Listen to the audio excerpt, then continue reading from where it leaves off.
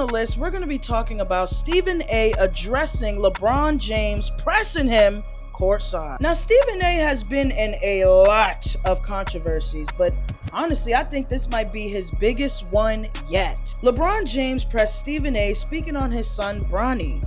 This was caught on camera and had went super viral. He went to First Take to address it, then he went on his own show to address it. But the real heat came from his appearance on Gilbert Arenas' show, and he got some things off his chest. In WWE words, he cut us up a promo. In his words, he thought the Braun confrontation was, and I quote, weak, some BS, but he knew he was speaking to a father. Now you can go and check out the interview for yourself. I will link everything down below. But regarding my opinion on this topic, I've shared my opinions on Bronny on many occasions. Do I think he should still be playing for USC or the G League to have had a better adjustment at the NBA's pace? Definitely. I agree with some of Stephen A's points, but it's not what you say, it's how you say it. And this wouldn't be the first time people ridiculed your takes on rookies. If we were to go back in time and switch the genders on the people that you're talking about, lots of people didn't like how you spoke on Angel Reese's rookie year. Most of which wasn't much about her game, but riled up the Caitlin Clark versus Angel Reese narrative, something most media names ran with during that season. Although I see Bron's perspective, I have to call a spade a spade. Since we already talking about Caitlin Clark, I remember when LeBron tried to compare the Caitlin Clark critique to Bronny Hayes.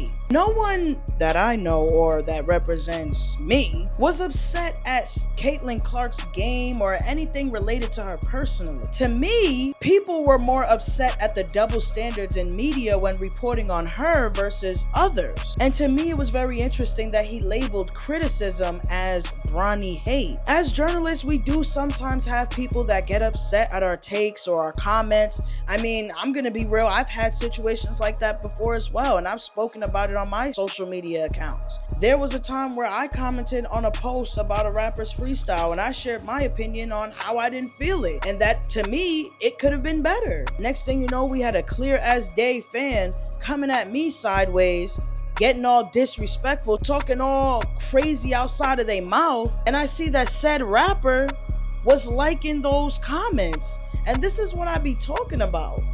When you come into this journalism game, you really got to understand some people will agree with what you have to say, and some people will just get straight up disrespectful just because of your opinion. I low-key understand where Stephen A is coming from. I mean, let's look at all the greatest journalists to have ever existed. Wendy Williams, one of the greatest to have ever done it. How many people had pulled up to her radio station trying to fight her? Stephen A had even talked about a time that Kobe Bryant almost got at him because of something he said. It's one of those things that, you know, everybody's not going to agree with what you have to say. And some people don't know how to draw that line between an opinion based on what you do and me throwing personal shots. Some people, they do get it mixed up. And I'm not going to act like Stephen A is a saint, because there have been times that he do be taking it overboard. Even with this response that he did at Gilbert Arenas' podcast, I do think that he took it a little too far. He was talking a little too crazy. But at the same time, I like to put myself in his shoes. Have I gotten disrespect from people just because I gave criticism? Yes, I have. Do I think it's fair? No.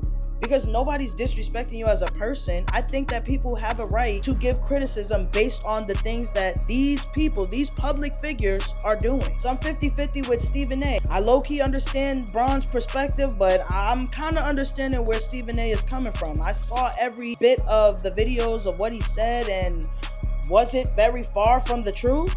Do I think he could have said it in a different way? Yes, 100%. That's the number one thing us journalists have to learn and have been taught, is that sometimes you really do got to read the room and you got to understand how to lay down the point. All in all, shout out to journalism, because like, wow. When I was in college, I remember watching a TED Talk that said that journalism is dead, and look at this. Journalism is literally the heart of what's going on right now. Shout out to media, shout out to LeBron, shout out to Bronny, shout out to Stephen A. Smith, shout out to Wendy Williams, shout out to TMZ, and shout out to everybody that made it to the list, whether it was the songs of the week or the tea of the week. I couldn't believe it. Soon as I bought my Cuban chain, she called me back. Soon